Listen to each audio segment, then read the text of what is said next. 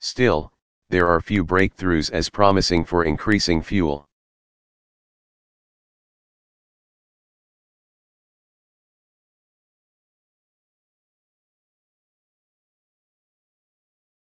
Efficiency and reducing our dependence on oil as electric vehicles.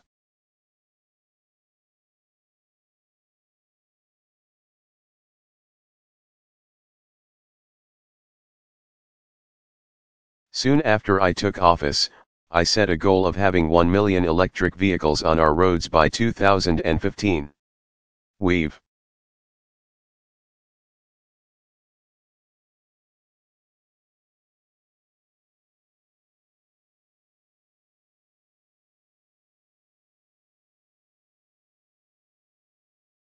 created incentives for American companies to develop these vehicles, and for Americans who want them to buy them.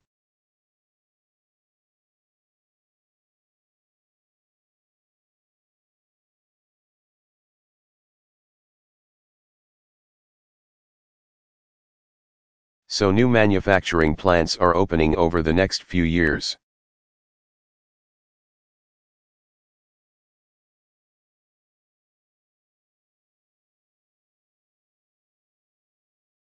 And a modest $2 billion investment in competitive grants for companies to develop the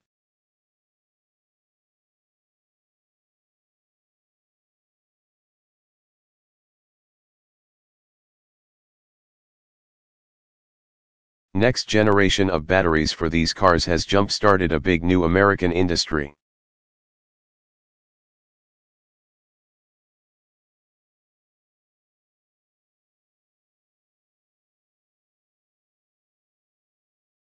Pretty soon, America will be home to 40% of global manufacturing capacity for these advanced batteries.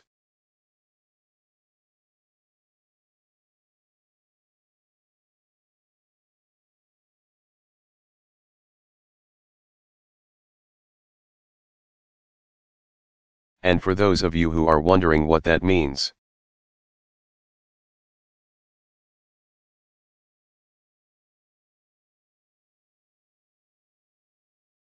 the thing that's been holding back electric vehicles is the battery that stores that electricity, that energy.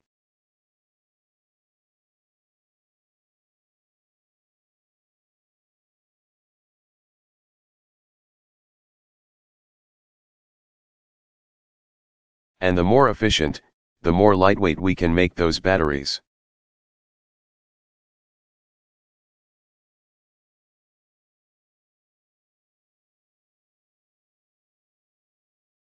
The easier it is to manufacture those cars at a competitive price.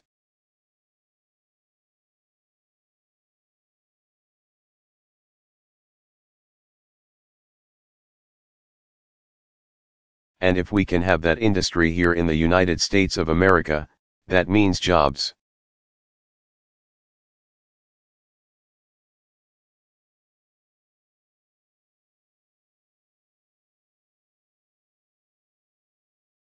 If those batteries are made here, the cars are made here.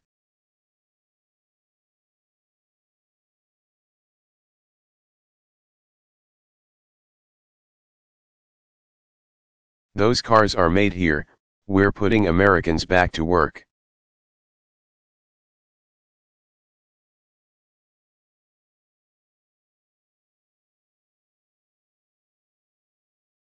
Now, to make sure we stay on this goal, we're going to need to do more by offering more powerful incentives to consumers.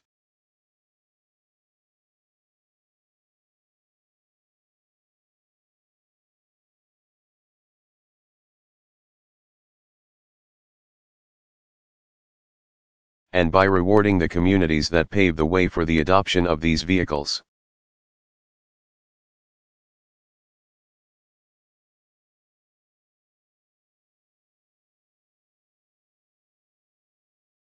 Now, one other thing about electric cars, and you don't need to talk.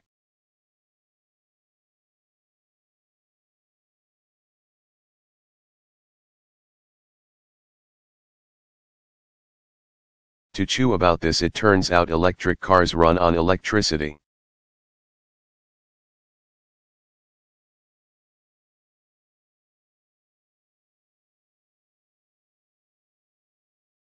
And so even if we reduce our oil dependency, and we're producing all these great electric cars,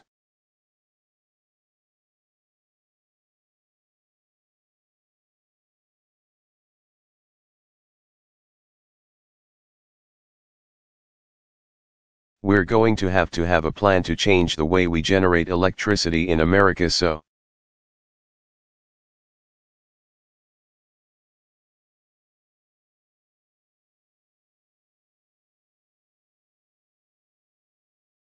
that it's cleaner and safer and healthier.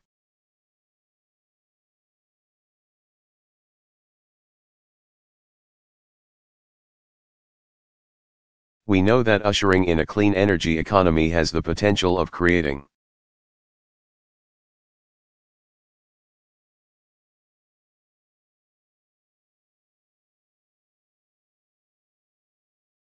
untold numbers of new jobs and new businesses right here in the United States.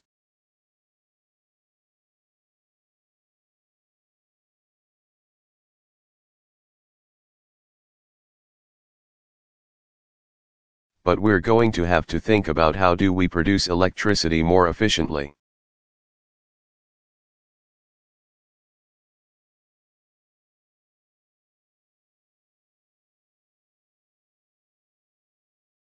Now, in addition to producing it, we actually also have to think about making sure we're not wasting energy.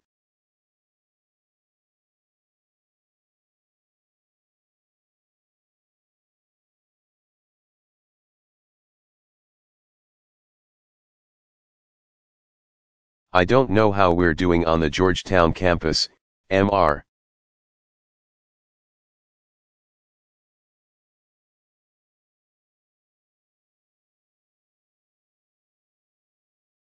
President, but every institution and every household has to start thinking about how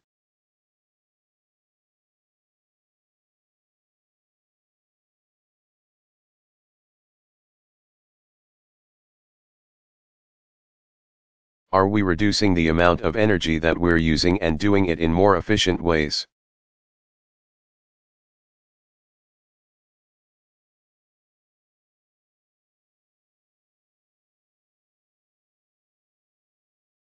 Today, our homes and businesses consume 40% of the energy that we use.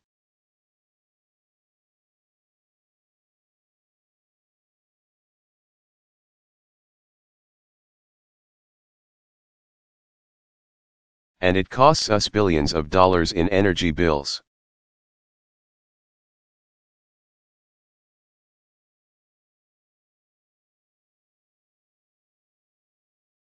Manufacturers that require large amounts of energy to make their products.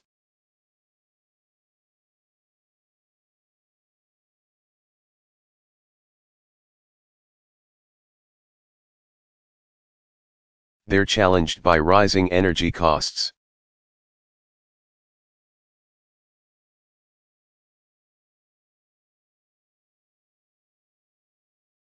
And so you can't separate the issue of oil dependence from the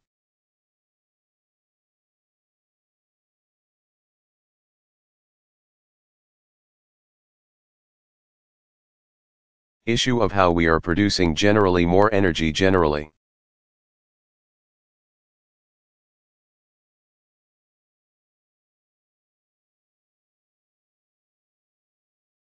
And that's why we proposed new programs to help Americans upgrade their homes and businesses and plants with new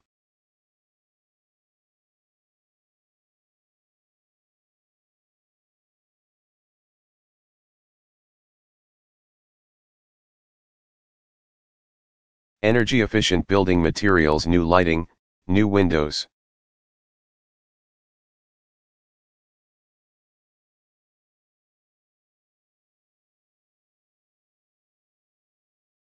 new heating and cooling systems, investments that will save consumers and business owners tens of billions of dollars a year.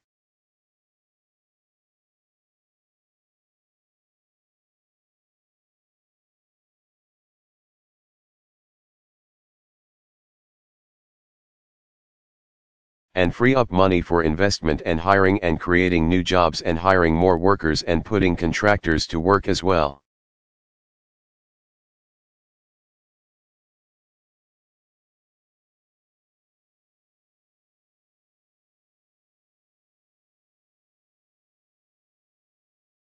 The nice thing about energy efficiency is we already have the technology.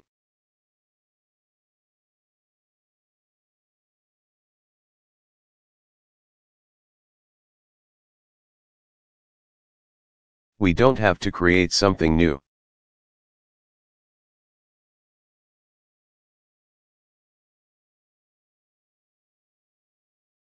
We just have to help businesses and homeowners put in place the installation.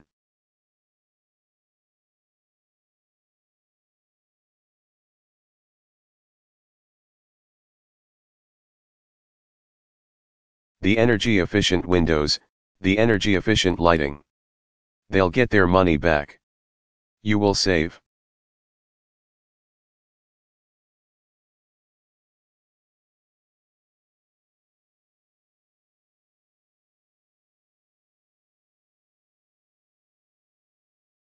Money on your electricity bill that pays for those improvements that you made.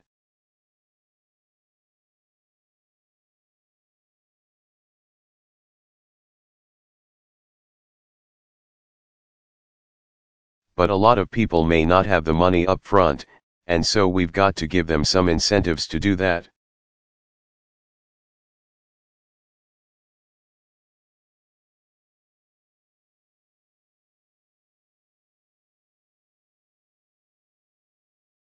And just like the fuels we use in our cars, we're going to have to find cleaner renewable sources of electricity.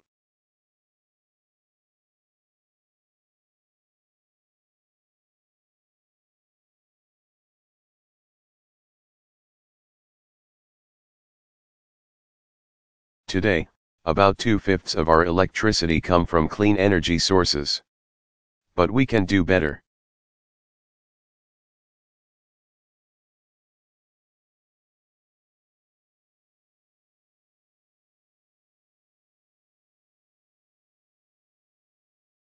Than that. I think that with the right incentives in place, we can double our use of clean energy.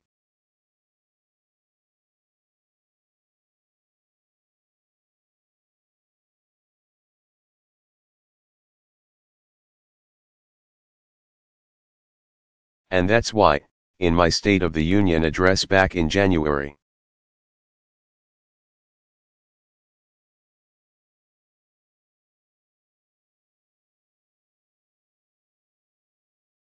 I called for a new clean energy standard for America. By 2035, 80% of our electricity needs to come from a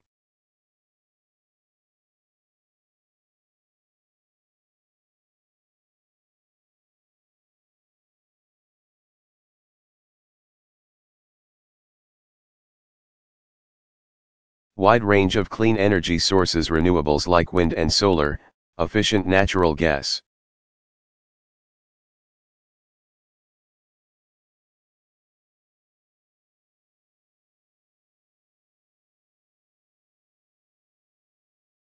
And, yes, we're going to have to examine how do we make clean coal and nuclear power work.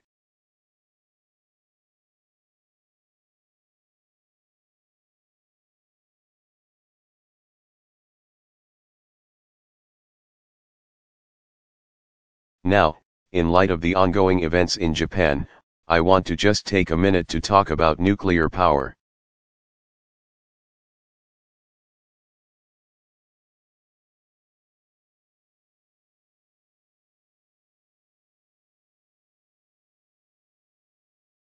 Right now, America gets about 1/5 of our electricity from nuclear energy.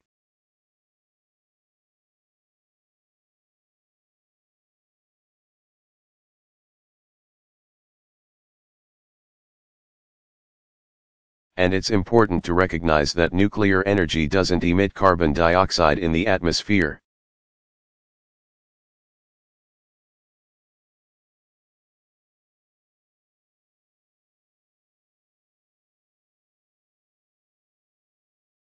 So those of us who are concerned about climate change, we've got to recognize that nuclear power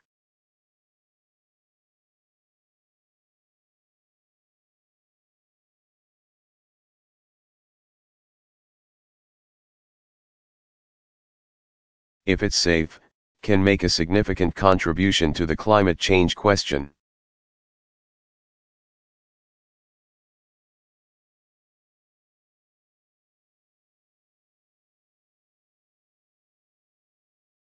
And I'm determined to ensure that it's safe.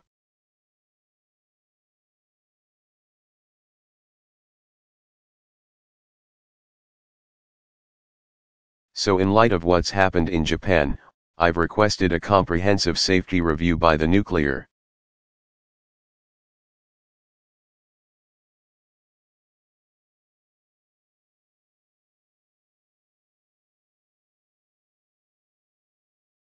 Regulatory Commission to make sure that all of our existing nuclear energy facilities are safe.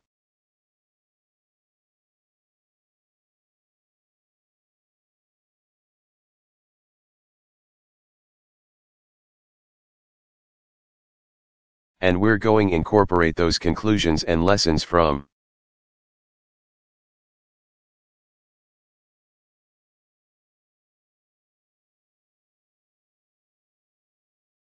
Japan in design and the building of the next generation of plants.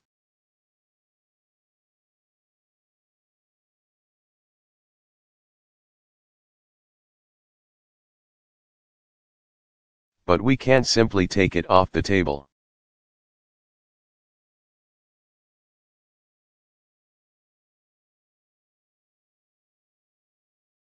My administration is leading global discussions towards a new international framework in which all countries who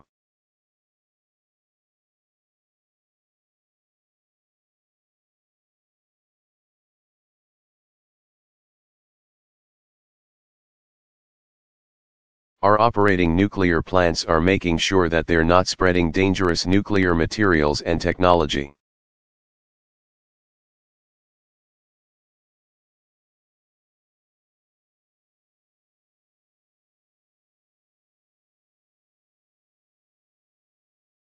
But more broadly, a clean energy standard can expand the scope of clean energy investments because what?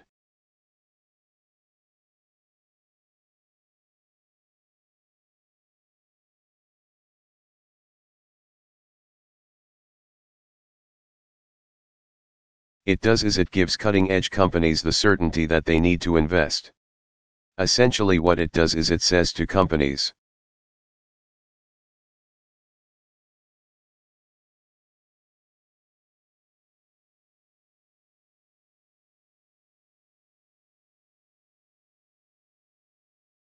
you know what, you will have a customer if you're producing clean energy.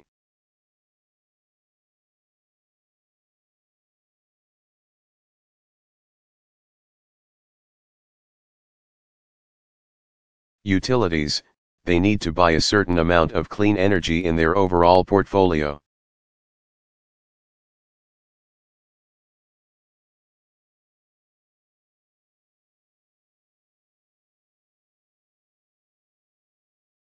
And that means that innovators are willing to make those big capital investments.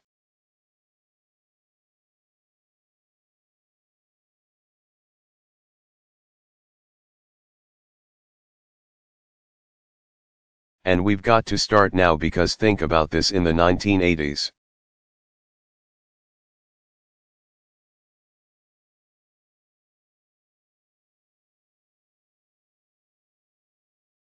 America was home to more than 80% of the world's wind capacity, 90% of the world's solar capacity.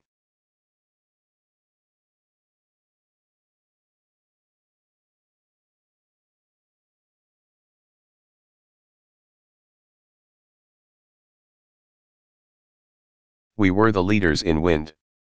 We were the leaders in solar. We owned the clean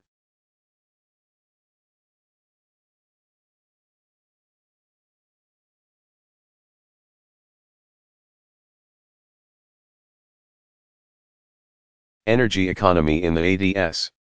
Guess what? Today, China has the most wind capacity.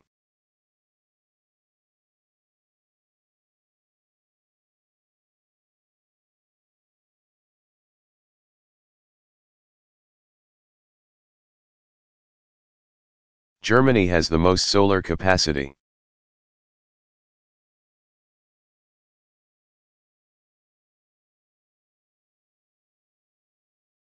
Both invest more in clean energy than we do.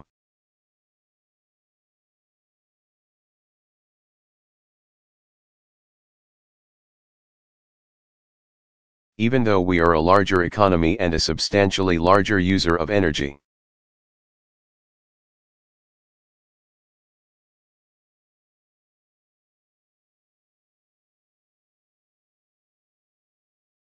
We've fallen behind on what is going to be the key to our future.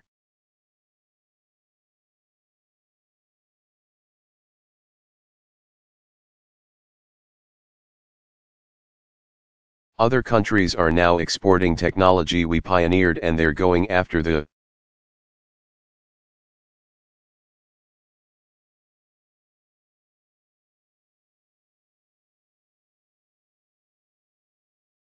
jobs that come with it, because they know that the countries that lead the 21st century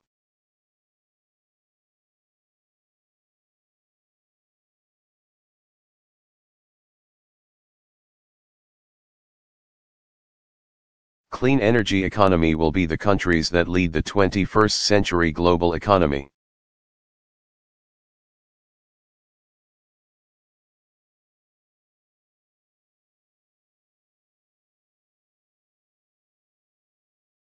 I want America to be that nation.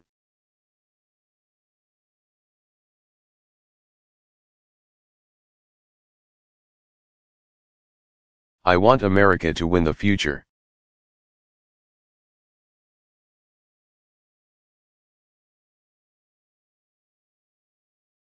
So a clean energy standard will help drive private investment in innovation.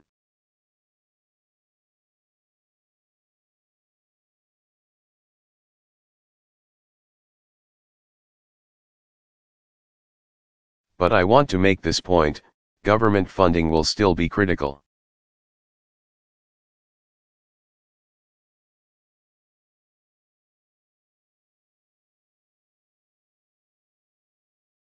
Over the past 2 years, the historic investments my administration has made in clean and renewable energy.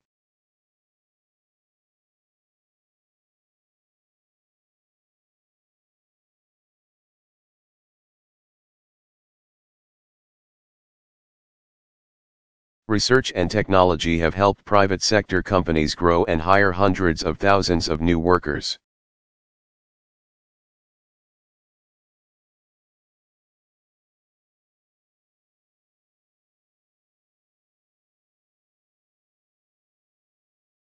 I've visited gleaming new solar arrays that are among the largest in the world.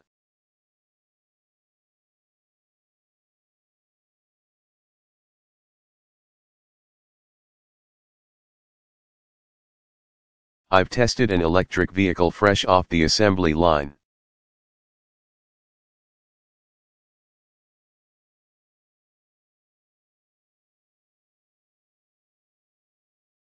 I mean, I didn't really test it. I was able to drive like 5 feet before Secret Service said to stop.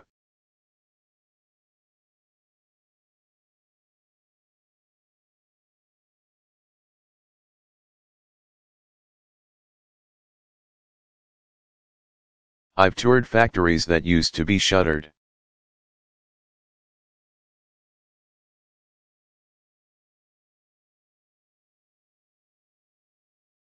Where they're now building advanced wind blades that are as long as 747s, and they're building the towers that support them.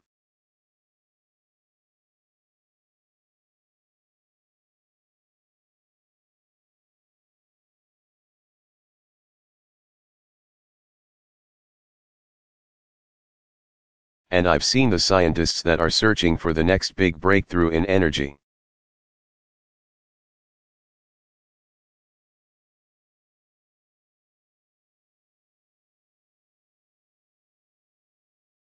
None of this would have happened without government support.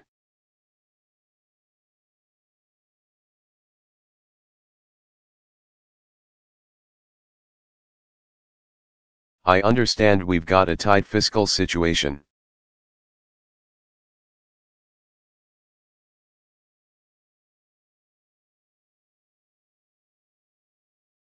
So it's fair to ask, how do we pay for government's investment in energy?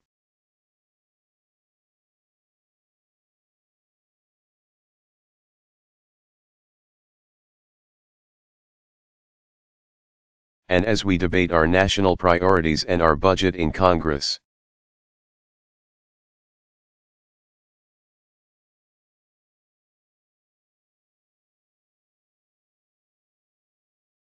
We're going to have to make some tough choices.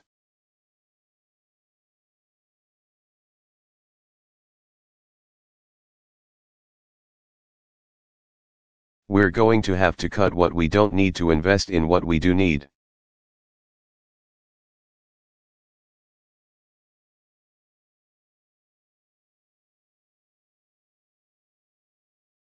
Unfortunately, some folks want to cut critical investments in clean energy.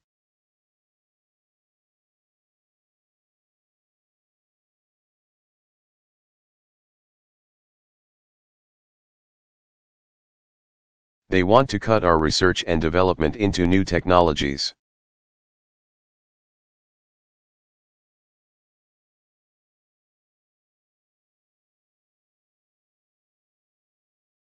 They're shortchanging the resources necessary even to promptly issue new permits for offshore drilling.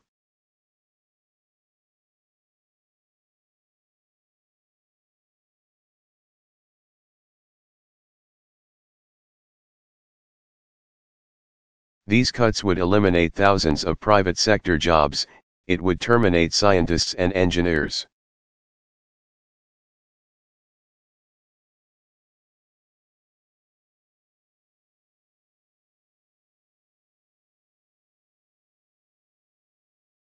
It would end fellowships for researchers, some who may be here at Georgetown.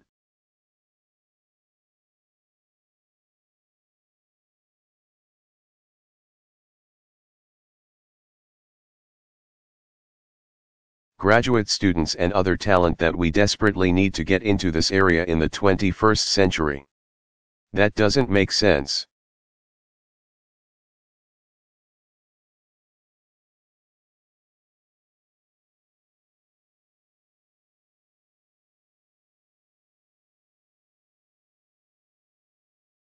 We're already paying a price for our inaction.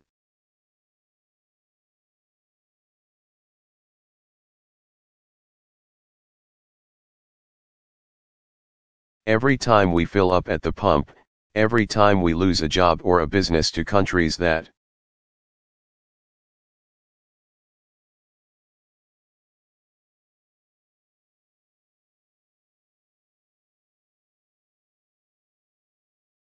are investing more than we do in clean energy, when it comes to our air, our water.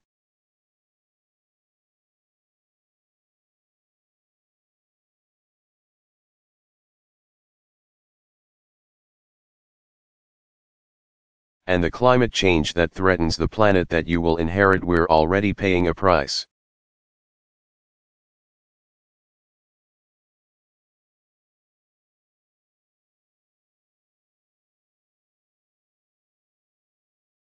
These are costs that we are already bearing.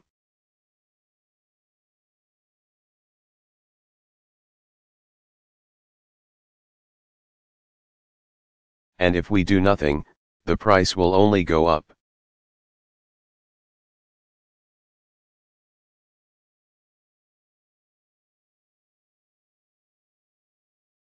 So at moments like these, sacrificing these investments in research and development,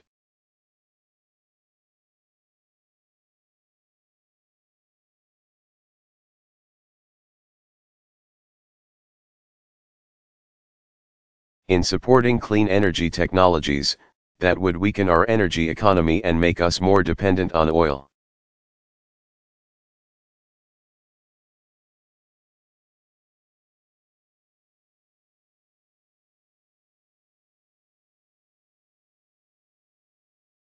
That's not a game plan to win the future.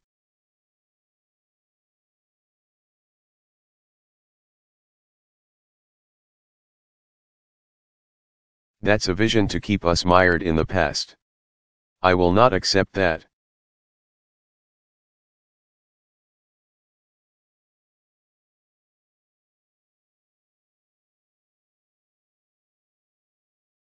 Outcome for the United States of America. We are not going to do that.